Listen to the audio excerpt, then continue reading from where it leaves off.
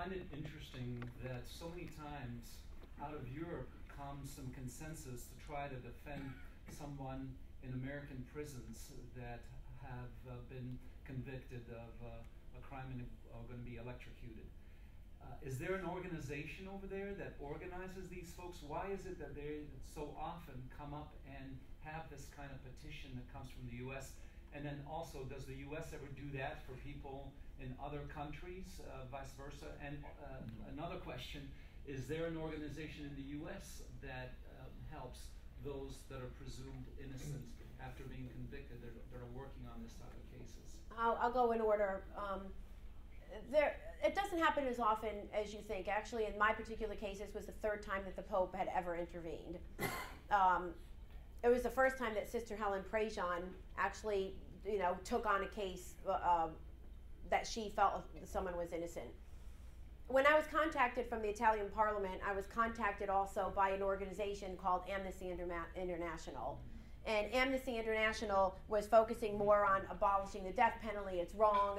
And I didn't want to get involved in the moral issue of whether it's wrong or right. What I cared about is it wrong or right in this instance?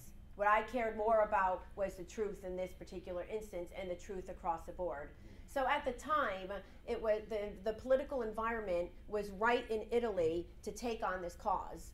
And it was an astounding event. It has not happened previously or afterwards to the level that it did.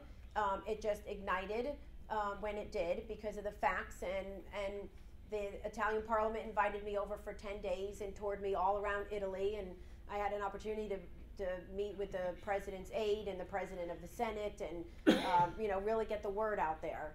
In the United States, back then we only had one Innocence Project, so I started one at the Rutgers School of Law when I went to law school. We now have innocence networks throughout our country. We now have DNA legislation that in some states, will suggest that an inmate has a right to do DNA testing if in fact they're claiming innocence. But there are cases where that is still that's still the law, but you don't always get the support of the prosecution or the police.